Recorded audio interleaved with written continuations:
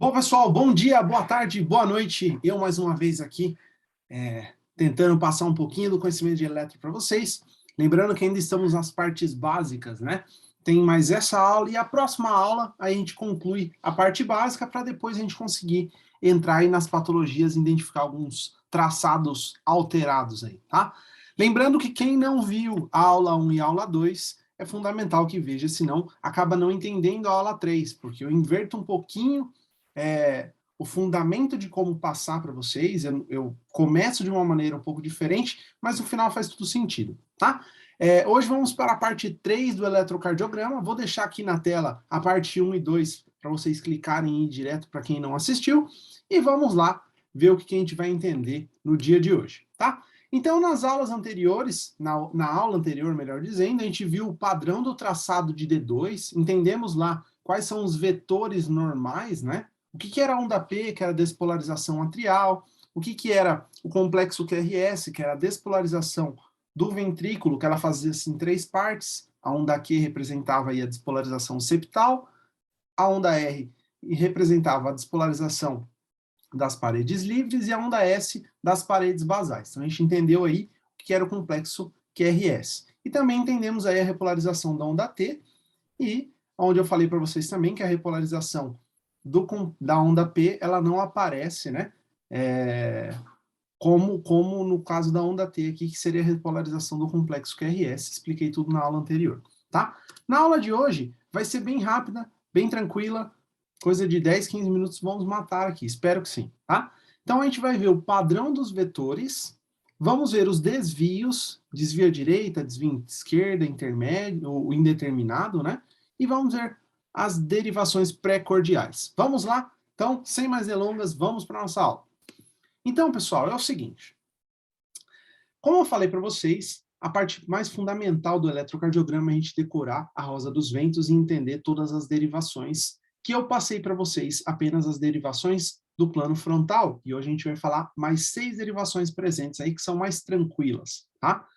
Então, dito isso, a gente fez alguns exercícios nas aulas anteriores que a gente conseguia definir o eixo normal do nosso coração, que o impulso sai do nódo sinusal e vai em direção ao ápex do coração, normalmente em sentido AD2, que é o padrão que a gente faz para ficar fácil o entendimento, tá? Dito isso, a gente tem que entender uma coisa.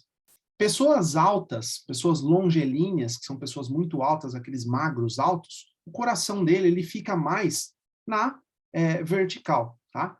E pessoas mais baixinhas, pessoas brevilíneas, tá? O coração dela fica mais na horizontal. Então, dependendo do tipo de especificidade aí do tipo de pessoa, do padrão característico da pessoa, o coração vai ficar numa posição mais vertical ou mais horizontal, tá? Então, a gente não pode chegar aqui e falar que o eixo normal do coração é exatamente mais 60 graus, que o impulso elétrico tem que sair daqui do nódo sinusal e ir em direção a mais 60 graus. Porque às vezes esse coração está fazendo isso, está saindo do nódo sinusal e indo ao ápex, só que o coração do paciente está muito horizontal, tá? Está muito horizontalizado. Então, a gente tem que ter um linear aí que eu aceito como normal, tá? Então, é isso que a gente tem que entender, o linear que a gente aceita como normal. Então, o impulso normal, como a gente já sabe, falei 200 vezes, tá? Ele sai do nódo sinusal, passa pelo nódo atrioventricular e vai para o ápex, né? Que normalmente está em mais 60 graus. Porém, se esse impulso estiver indo em direção a D1, é claro que com o coração, que a gente não vai saber, né? Mas um coração mais horizontalizado, se esse impulso tivesse em direção a D1, ou se ele tivesse em direção a mais 90 graus aqui em AVF, isso ainda seria um impulso normal, não é um coração patológico. Não está acontecendo nada de errado nesse coração, tá? Então, essa imagem que eu falei para vocês, que ela tinha algumas informações escondidas dentro dela, e foi a mesma que eu utilizei nas aulas anteriores, tá? Ela traz para vocês algumas colorações aqui, ó, tá? Então, a gente está vendo uma coloração rosadinha aqui, laranja e verde, né?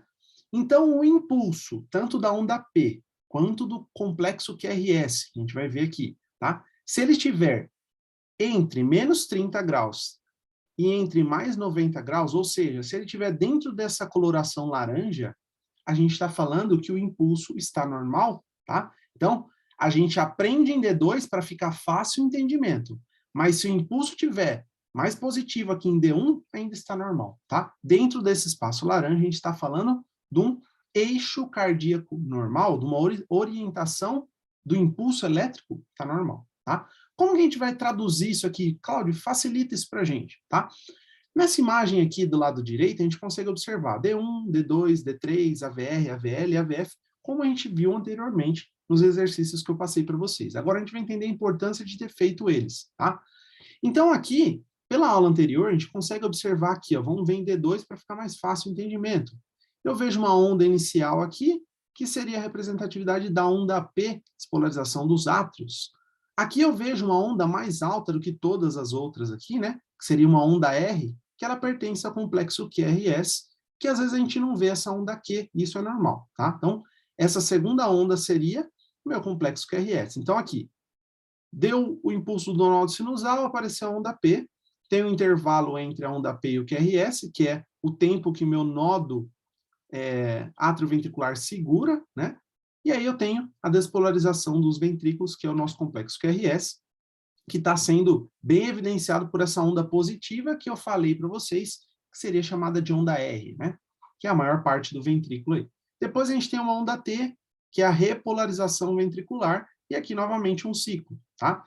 Então, essa onda aqui, ó, nesse segmento que a gente está vendo, tá? Isso é uma onda R, isso é uma onda R, e aqui embaixo é uma onda R. Então, a onda R normalmente ela é a mais proeminente de todas elas. Então, aqui eu consigo ver uma onda R, vejo uma onda R em D2, em D3, em AVF, em AVL, em AVR, aqui eu consigo ver a onda R, tá? Agora eu quero saber se essa onda R ou se a onda P, vamos com a onda P que está mais difícil aqui, tá? Ela é menorzinha, né? Eu quero saber se essa onda P está saindo do nódo sinusal e está indo em algum ângulo aqui, ó, dentro dessa coloração laranja, que é o normal, tá? Se essa onda estiver saindo daqui e indo em direção, vamos colocar a D3 aqui, opa, patologia na área, a gente já vai falar algumas delas aqui, tá? Então, eu quero saber se a onda P está indo entre menos 30 e mais 90. Como que a gente vai fazer isso? Com o que a gente viu lá. Para a gente só treinar o que a gente fez nas aulas anteriores, tá? Então, o que eu vou observar aqui? Eu vou buscar a onda P que está mais proeminente nas derivações. Então, vamos lá, vamos junto aqui, ó. D2, ela está positiva, legal, pô. Vamos ver se tem alguma onda P maior que D2? D1 é positiva, mas é bem pequena, né? D2, por enquanto, está ganhando. D3 é positiva, um pouquinho menor do que D2. D2 ainda está ganhando. Ela ainda é mais positiva que as outras. Vamos ver aqui. A VR, positiva, mas pequena. E a VF, razoavelmente grande, mas ainda vamos falar que D2 está ganhando. D2 é a mais alta de todas, tá? Então, só observando aqui, a gente vê que a imagem de D2 é mais alta. Então, a gente vê que D2 está indicado em mais 60 graus. Vamos melhorar isso aqui, né? Então, só de eu olhar isso aqui mais positivo em D2, eu já sei que ela está dentro desse perímetro aqui que é normal. Então, eu já sei que isso é uma onda P normal. Mas vamos conferir só para ficar mais claro na cabeça de vocês, tá? Depois de D2, qual que é a onda maior? Tá? Vamos ver qual que é a onda maior aqui. Pô, eu diria que, vamos falar D3 e AVF, tá? Pode ser, tá? Então, eu acho, ao ponto de vista, olhando aqui nesse elétron, D2 é o mais positivo, tá? É o mais positivo de todos. E essa onda, ela deve estar entre mais 60 e mais 90 graus, porque D2 e AVF é positivo, e a gente observa aqui, em D1, ela é positiva, mas não é tanto, tá? Então, isso indica que minha onda P, ela está nesse perímetro aqui, ó, entre mais 60, mais 70 graus positivo. Cláudio, eu preciso definir exatamente se está 71, 75? Não, tá? Se eu souber que essa onda está dentro do espaço laranja, entre menos 30 e mais 90, tá normal, tá? Então, definir que minha onda P está dentro do que eu considero como padrão normal. Escrevam aqui de laranja, normal, tá? Então, o eixo está normal da onda P. Poderia estar alterado. A gente vai falar o que seria. Vamos observar o complexo QRS, que é muito mais fácil. A onda P, às vezes, dá dúvida para a gente se está mais 60, mais 75, mais 80. Só que o complexo QRS é muito mais fácil, porque ele é maior, tá? Então, vamos observar aqui. Olhando aqui, buscando a onda mais proeminente, que é a onda R, né? Que pertence ao complexo QRS. Qual que é a mais alta de todas? É evidente que D2 está gigante, né? Comparado às outras aqui, D2 é a maior, né? Então, eu já sei que o impulso está bem próximo a mais 60 graus. Só com essa onda, eu já poderia quase que determinar que o meu eixo está normal, tá? Mas vamos terminar essa avaliação. Vamos observar aqui que a VF está bem grande também, ó. Está bem grande em AVF também. Então, essa onda, ela está entre D2 e AVF, só que ela está mais próxima de D2, esse impulso elétrico. Por quê? Porque D2 é mais alto. Então, esse impulso, ele está entre mais 60 e mais 90 graus, só que mais próximo de D2 aqui, tá? Por quê? D2 está alto, AVF está alto, mas está menor do que D2. Então, a gente fala que o impulso também está aqui entre mais 75 graus, mais ou menos, tá? Não vai mudar. Vai mudar se ele estiver fora disso aqui. Então, tá aqui, estamos falando de um eixo normal, tá? Então, isso é fundamental da gente entender. Agora, vamos fazer isso aqui ficar interessante? Vamos entender o porquê que isso aqui é importante? Então, pessoal, vendo aqui a onda P e o complexo QRS, sabendo que está dentro desse eixo normal, tá? Eu não tenho uma patologia estrutural no coração acontecendo aqui, tá? Claro que eu posso ter outros achados que a gente vai ver mais à frente. Mas o que eu quero trazer para vocês? Digamos que meu coração, nessa mesma posição que está na foto aqui, a gente teve uma hipertrofia da nossa aurícula esquerda, que é o coração esquerdo e o coração direito, né? Então, essa aurícula esquerda, ela hipertrofiou por algum motivo, tá? Pode ser uma estenose tricúspide, tá? Uma estenose mitral, melhor dizendo, tá? Então, ela aumentou o seu tamanho ou ela hipertrofiou, tá grande, tá? Então, vamos falar de hipertrofia para ficar mais fácil. Isso significa que o meu grupo muscular aqui aumentou de tamanho, tá? E se eu tenho mais células produzindo energia, eu tenho mais energia indo para essa aurícula, tá? Então, o meu impulso que antes ia nessa direção, em mais 60 graus, ele vai fugir para essa direção que está mais hipertrofiada. Então, esse impulso aqui, que antes normal estava aqui indo para 60 graus positivo, ele vai estar indo agora para o lado que está mais hipertrofiado, ele vai estar indo nesse sentido aqui, tá? Então, no caso de uma hipertrofia, de uma sobrecarga do átrio esquerdo, ele vai puxar o impulso elétrico para o meu átrio esquerdo. E isso vai fazer o quê? Vai trazer para mim uma onda P direcionada, vamos colocar aqui a mais 40 graus, tá? Aqui, ó, tá? Quanto maior a hipertrofia, mais desvio à esquerda. Então, aqui, ó, nesse espaço roxinho, eu vou chamar de desvio à esquerda, tá? Então, tudo que tiver acima de menos 30, eu chamo de desvio à esquerda, porque se a gente for observar, é a aurícula esquerda que está acontecendo aqui, o mesmo seria no ventrículo, tá? Então, quando eu falo de átrio, o que eu ia observar? Uma onda P desviada à esquerda. Cláudio, mas o que significa isso? Como assim, desviada à esquerda? Essa onda P, aqui em AVL, ela estaria muito mais alta do que em D2, que a gente está vendo aqui. A gente teria uma onda P gigantesca aqui em AVL, tá? Então, é através disso que a gente vai conseguindo identificar algumas patologias. Então, um exemplo que eu estou trazendo para vocês aqui seria a hipertrofia da aurícula esquerda, tá? Ela ia arrastar o meu coração para a esquerda, meu eixo elétrico para a esquerda. Da mesma maneira que essa porção verde que a gente está observando aqui seria o oposto, seria um desvio à direita. Isso é causado por quê? Posso dar o exemplo novamente. Uma hipertrofia do ventrículo direito aqui, ó. O paciente tem enfisema pulmonar, o coração dele está fazendo mais força, esse ventrículo direito dele hipertrofiou. O eixo que saía daqui do nódo sinusal e ia em direção a D2, ele está indo para cá agora, porque esse ventrículo está muito hipertrofiado. Quando a gente observar um QRS de um paciente assim, tá? Essa onda R vai estar muito mais proeminente, um exemplo aqui, se fosse um desvio à direita, em D3, ela estaria muito maior do que em D2. Entenderam? Então, a importância da gente entender os eixos elétricos e saber que entre menos 30 e mais 90 é um eixo normal. Fechou? Se vocês não entenderam o que eu falei, dá um retorninho aí no vídeo que vocês vão ver que faz sentido ou mandem mensagem aí no chat do YouTube que eu vou tentar respondê-los. Beleza? Então, importância do eixo. Eixo normal, desvio à esquerda, desvio à direita. E se o eixo estiver aqui atrás, ó, aí está totalmente ao contrário. Significa que o impulso está saindo do ventrículo e indo para a aurícula, né? Isso é muito grave. Isso, quando o meu ventrículo toma a função de nódo sinusal, né? Então, aí a gente vai ter patologias mais graves que a gente vai ver mais à frente. E quando o eixo estiver indo, um exemplo, em AVR está muito mais positivo, que isso quase nunca acontece, tá? Eu chamo de eixo indeterminado. Então, eixo indeterminado está entre menos 90 e 180 graus, tá? Então, aqui é quando o impulso está saindo do ventrículo e indo para a aurícula. Está totalmente o oposto. O que era para estar indo para baixo, mais 60 graus, ele está indo para o lado oposto aqui, em algum ângulo dessa porção branca, chamo de eixo indeterminado. Beleza? Dito isso, vamos seguir.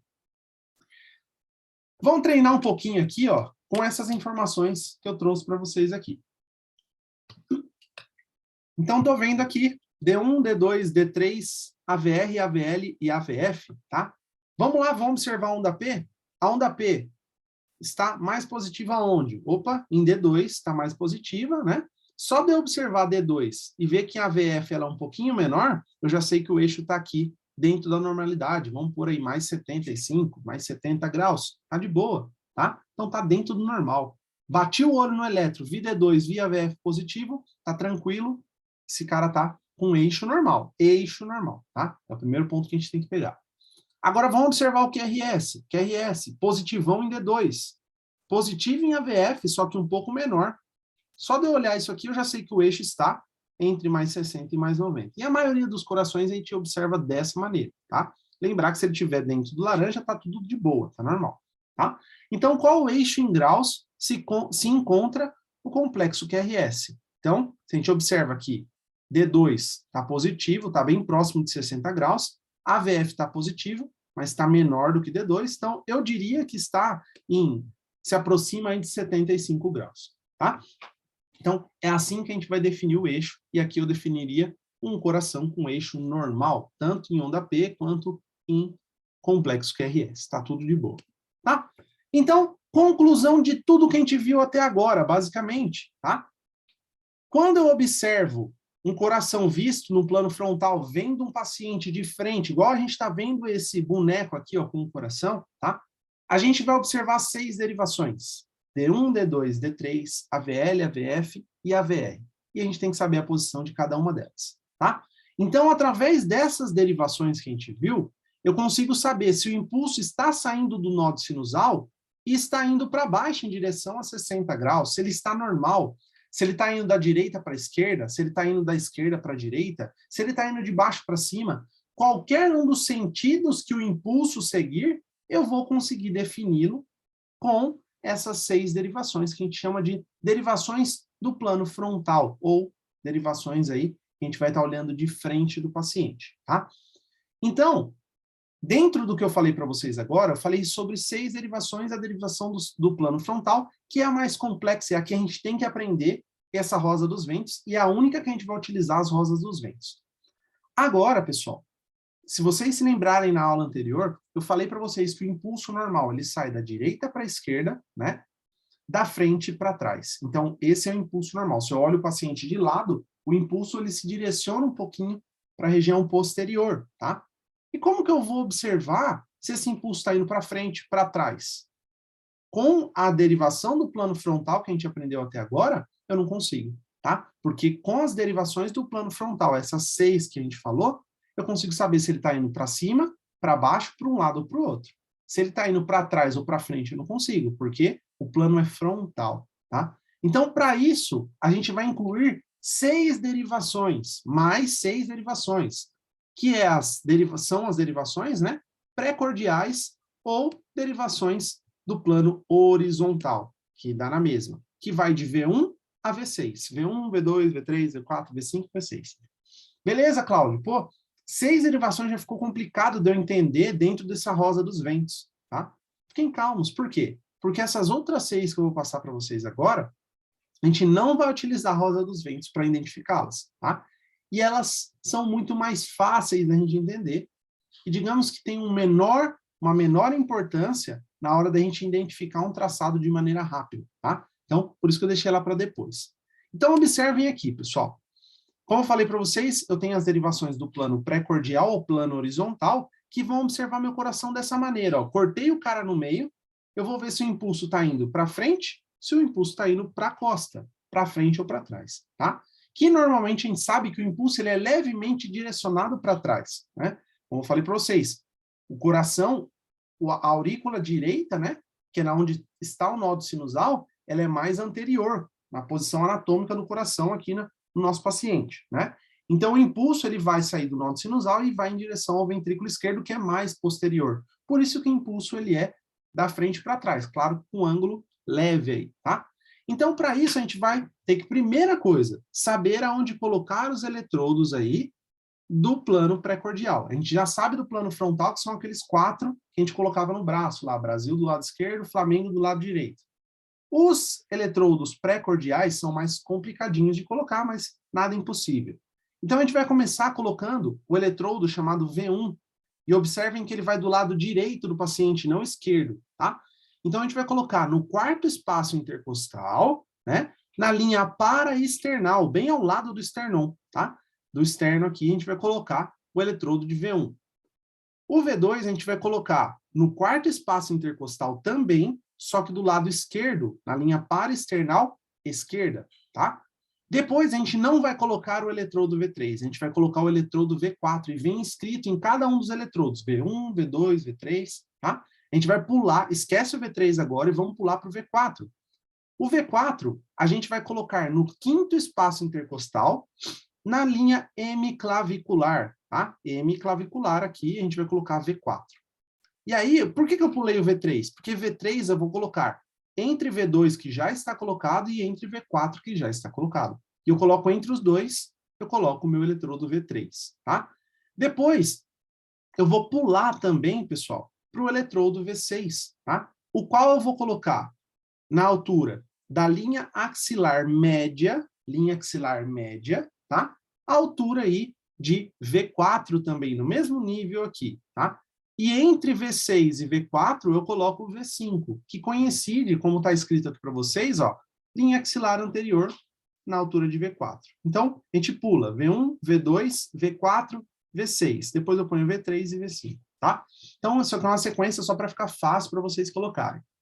Agora, dito isso, eu consigo observar ainda nesse slide, tá? Que o meu coração, ele basicamente está nessa posição aqui, ó, como a gente está vendo, se tivesse visto de cima, né? Então, o impulso, ele migra daqui, ó, desse ponto do coração, vou até riscar de vermelho, tá? Ele migra daqui, e normalmente ele faz esse sentido aqui, ó, né? É o que a gente sabe do coração, se eu fosse observar. Então, a gente observa que esse impulso, ele vai ligeiramente para trás. Aqui seria a região posterior do paciente, aqui região anterior, onde está colocados os eletrodos aqui no peito do paciente. Então, o nosso impulso ele é ligeiramente voltado para trás. O que eu tenho que saber aqui? Eu tenho que decorar o padrão das ondas? Não, pessoal. Não se peguem com isso, tá? O que eu tenho que saber é que o impulso, ele é ligeiramente voltado para trás.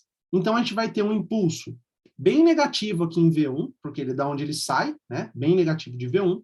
E esse impulso vai ficando positivo conforme vai avançando nas derivações, até que em V5 e em V6 ele vai ser bem positivo, tá? Então é isso que eu tenho que saber, se ele está normal ou se ele está alterado. Se esse impulso tiver positivão em V1, tá, alguma coisa está errada aí, tá? Que eu não vou entrar em detalhes para vocês, porque a gente vai chegar na parte de patologias. Então o impulso ele tem que começar negativo em V1 e ficando positivo e maior ainda em V5 e em V6, tá? Se isso estiver acontecendo, pronto, é isso que eu tenho que saber. Tá normal o meu impulso, tá de boa, tá? Então, eu não tenho que ficar pegando aqueles detalhes igual da derivação frontal que a gente viu anteriormente. Então, vou trazer aqui um exemplo para vocês, tá? Então, dito isso, no nosso plano frontal, eu uso a rosa dos ventos, que eu coloquei lá dentro desse ângulo, para ver o impulso para cima, para baixo, para um lado, para o outro.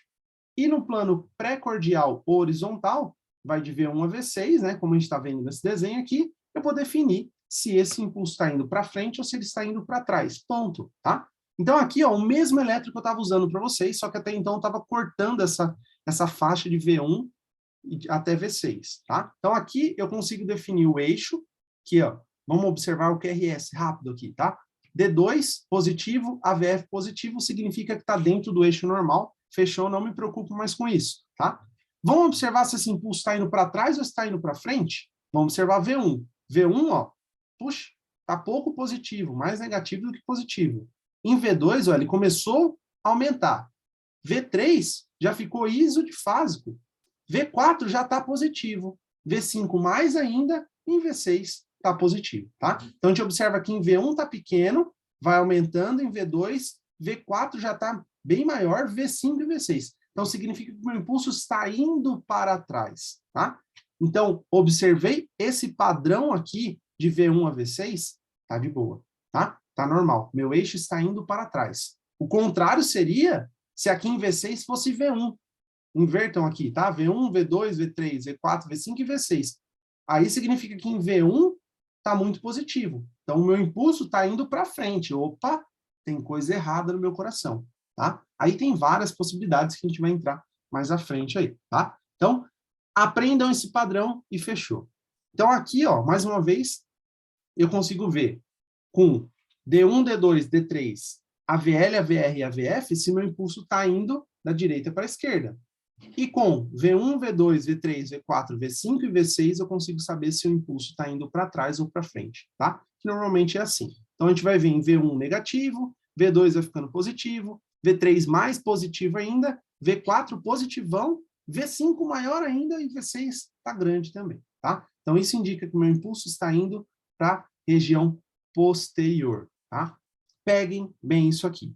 Então, dito isso, vamos treinar rapidinho aqui para finalizar a aula. Indico vocês irem no Google lá, digitem eletrocardiograma. Peguem um eletrocardiograma de 12 derivações, como esse aqui que a gente está vendo, tá? Vocês vão achar um de carreta, tá? E definam o eixo do plano frontal, do complexo QRS e da onda P, tá? E vejam se o plano horizontal ou pré-cordial está seguindo um trajeto normal, tá? Então, aqui, ó, qual eixo situa o complexo QRS no plano frontal? É o mesmo elétrico que eu trouxe para vocês aqui, tá? Então, a gente fala aqui que está em média de mais 75 graus, por quê? Está entre D2 e AVF, os dois estão positivos, próximo de D2. Observem que eu já tirei a rosa dos ventos da tela aqui, porque a gente tem que decorar ela, tá? E no plano horizontal, o eixo se situa de maneira normal ou alterada. E é só observar. V1 está pequeno, tá? V2 vai aumentando, V3 vai aumentando, V4 está grande, V5 está grande, V6 está grande. Ou seja, o impulso está indo para trás. Então, eu digo que o eixo está normal, dirigido para trás, tá? Então, era isso que eu tinha que passar para vocês hoje. Achei que ia fazer em 15 minutos, demorei um pouquinho mais, falei bastante, mas espero ter ajudado mais uma vez. E na próxima aula, a gente termina aí a parte básica do eletrocardiograma que todo mundo deveria saber, tá? Um abraço e até a próxima aula aí. Fui!